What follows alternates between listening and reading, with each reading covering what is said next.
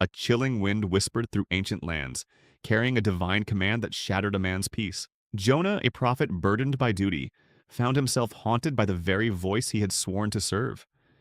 His heart, a tempest of conflicting emotions, was already heavy with a deep-seated fear and a prejudice so profound it twisted his very soul. Nineveh, that sprawling, wicked city, represented everything he detested, a place he wished God would simply forget. Then came the unwavering instruction, clear and resonant, from the Almighty. Go to Nineveh, that great city, and cry against it, for their wickedness has come up before me. The words reverberated within Jonah, a direct challenge to his moral compass. How could God ask him to preach repentance to a people so utterly depraved, a people who were enemies of his own? His personal biases raged against the divine will, a silent, furious rebellion. The immense weight of responsibility pressed down upon him, yet the allure of escape, of simply turning his back on this terrifying, distasteful mission, felt impossibly strong. In a desperate act of defiance, Jonah made his choice. He would flee, seeking oblivion in the opposite direction from Nineveh. His journey led him to Joppa, a bustling port city teeming with merchants, sailors, and the promise of anonymity. The clamor of the docks, the scent of salt and foreign spices, offered a temporary balm to his troubled mind. He found a ship preparing to sail, its destination Tarshish, a distant land, the furthest point he could imagine from God's immediate reach. With a heavy purse and a heavier heart, he paid his fare, a symbolic act of severing ties with his divine calling. He descended into the ship's belly, hoping the vast ocean would swallow his disobedience, carrying him far from the Creator's gaze. The sea, initially calm and deceptive, rapidly transformed into a tempestuous nightmare. Winds howled, waves rose like monstrous titans, crashing over the ship with terrifying force. The sailors, hardened men of the sea, were gripped by mounting panic, their faces pale with fear. They cried out, each to his own god, casting their cargo overboard in a desperate bid to lighten the vessel. Amidst this chaos, Jonah remained surprisingly calm, perhaps too calm. He had fallen into a deep sleep in the lowest part of the ship, a stark contrast to the terror consuming everyone around him. His peace was not born of faith, but of a profound weariness, a surrender to the consequences he knew were coming. The ship's captain, frantic and bewildered, eventually found Jonah. "What do you mean, you sleeper?" he demanded, shaking the prophet roughly. "Arise, call upon your God. Perhaps your God will consider us so that we may not perish." Jonah, roused from his slumber, saw the genuine fear in the captain's eyes, the desperation of the crew. He knew his time for hiding was over. Reluctantly, he confessed his disobedience, revealing his identity as a servant of the one true God, the very God from whom he was fleeing. The sailors' fear transmuted into a chilling understanding of the divine wrath they now faced, a wrath brought upon them by this one man. Jonah, seeing their plight, felt a grim realization settle upon him. He was the cause of their suffering, a direct instrument of their impending doom. "Pick me up and throw me into the seas," he instructed them, his voice hollow. "Then the sea will become calm for you, for I know that on account of me this great tempest has come upon you." The sailors hesitated, their humanity warring with their terror. They rowed harder, desperately trying to reach land, but the storm only intensified, threatening to tear the ship apart. Finally, with a desperate prayer to Jonah's God, they lifted him and cast him overboard.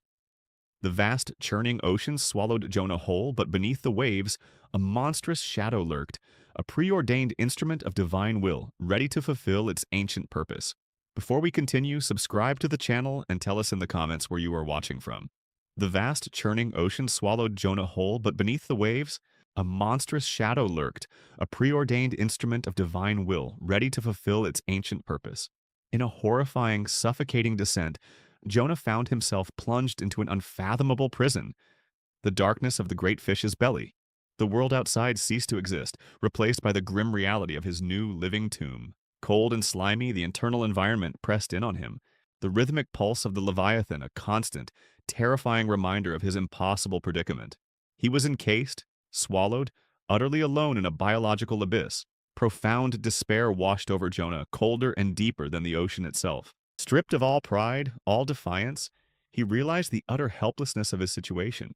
Here, in the belly of a beast, there was nowhere left to run, nowhere left to hide. His life, he knew, was slipping away. It was from these depths, from this crushing darkness, that a desperate, heartfelt prayer finally erupted. He cried out to God, acknowledging his sovereignty, his own folly, and the boundless mercy he had so foolishly tried to escape. It was a prayer born not of convenience but of absolute surrender, a true humility forged in the unimaginable confines of his watery grave. 3 days and 3 nights stretched into an agonizing eternity within the fish. Each passing moment was a torment, physically and emotionally. The lack of air, the constant pressure, the corrosive environment, all pushed him to the very brink of existence. He contemplated death not as an escape, but as an inevitable conclusion. The fleeting nature of life, his own rebellion, and the terrifying majesty of God's power became starkly clear. He was a man utterly broken, yet through that breaking, something new began to form. A raw, unvarnished recognition of divine authority. Against all odds, God heard Jonah's desperate cry. Even in the face of such profound rebellion, divine mercy, boundless and unwavering, extended to him. The great fish, an instrument of judgment, now became an instrument of salvation. Prompted by a divine command, the Leviathan's internal struggle began, a miraculous act of expulsion. With a sudden, violent lurch, the fish vomited Jonah forth, depositing him onto dry land, gasping and disoriented, yet undeniably alive. It was a rebirth, a physical and spiritual resurrection on the shore. He lay there tasting the sand, feeling the sun on his skin, overwhelmed by a gratitude that transcended mere words. His body was weak, but his spirit, though bruised, was renewed. The ordeal had stripped away his arrogance, replacing it with a profound sense of purpose. He had experienced God's unyielding grace firsthand, a grace that pursued him even into the belly of the earth, and the weight of his renewed mission now settled upon him with terrifying clarity. Then the voice came again, clear and unmistakable, resonating not with anger but with an unwavering command. It was the second command, reiterating the original instruction. Arise, go to Nineveh, that great city, and proclaim to it the proclamation which I am going to tell you. There was no hesitation this time, no thought of escape. His obedience, though perhaps still tinged with a lingering internal conflict born of his prejudice, was immediate. He was a humbled man, but the path ahead, towards Nineveh, a city of notorious wickedness, was still fraught with internal struggle. The true test of his faith and the extent of God's mercy were yet to be revealed. Jonah walked towards Nineveh, a city whose very name had once curdled his blood. As he approached, the sheer scale of the metropolis overwhelmed him. It was a sprawling behemoth of stone and dust, its gates vast, its streets teeming with a chaotic energy that spoke of untold thousands.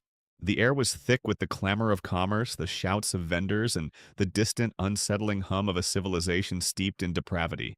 This was the city he had so vehemently despised, the people he had wished destruction upon. His stomach churned, a mixture of awe at its grandeur and apprehension at the task ahead. Despite his recent miraculous deliverance, a lingering prejudice still gnawed at him, a bitter residue of his former self. Delivering God's message to these people, these enemies, felt like tearing a piece from his own soul. He began his journey through the city, his voice cutting through the din. "Yet 40 days and Nineveh shall be overthrown," he proclaimed, his words imbued with a divine authority that transcended his own reluctance. It was a brief, stark message of destruction, devoid of any softening, any hint of hope. Jonah delivered it with an unwavering commitment, a prophet fulfilling his dreadful duty. He walked for an entire day, repeating the prophecy, his voice hoarse, his spirit heavy. To his astonishment, an unexpected and immediate impact rippled through the city. The Ninevites, from the lowest peasant to the highest noble, heard and believed. The news reached the ears of the king of Nineveh, a ruler accustomed to power and conquest, but not to such a stark divine warning. He rose from his throne, cast off his royal robes, and clothed himself in sackcloth, sitting in ashes. He then issued a decree throughout Nineveh, a command that echoed through every street and dwelling. Let neither man nor beast, herd nor flock, taste anything. Let them not feed nor drink water. But let man and beast be covered with sackcloth and cry mightily to God. Yes, let everyone turn from his evil way and from the violence that is in his hands. Who can tell if God will turn and relent and turn away from his fierce anger, so that we may not perish? It was an astonishing, unprecedented display of genuine sorrow and a collective plea for mercy. An entire city, notorious for its wickedness, was transforming before Jonah's very eyes. God, observing their genuine repentance, chose mercy over judgment. He saw their turning from evil, their heartfelt cries, and relented from the disaster he had threatened. Nineveh was spared. But this act of boundless compassion, this demonstration of grace, ignited a furious anger in Jonah. He had wanted their destruction, had longed for their downfall as vindication for his own prejudices. "O Lord," he prayed, his voice laced with bitter resentment. "Was not this what I said when I was still in my country? Therefore I fled previously to Tarshish. For I know that you are a gracious and merciful God, slow to anger and abundant in loving kindness, one who relents from doing harm. Therefore now, O Lord, please take my life from me, for it is better for me to die than to live." His deep-seated desire for Nineveh's demise revealed the lingering darkness within his own heart. Jonah retreated to a hillside east of the city, constructing a temporary shelter.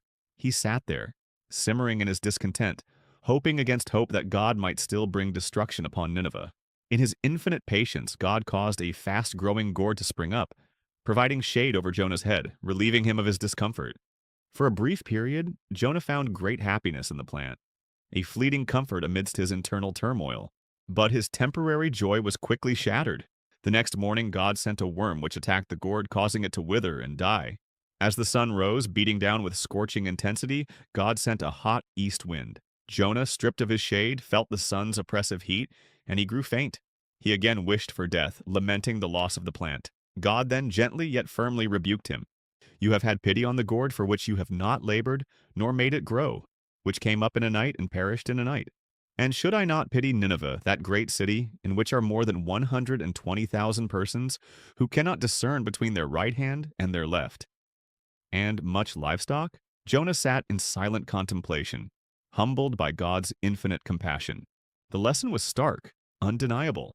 His concern for a mere plant far outweighed his lack of concern for thousands of souls, both human and animal. The encounter with both divine justice and boundless grace had left him forever changed. The story concludes not with a triumphant prophet, but with a humbled man, grappling with the profound, enduring message of redemption and the transformative power of mercy that extends to all creation, even those he had once despised.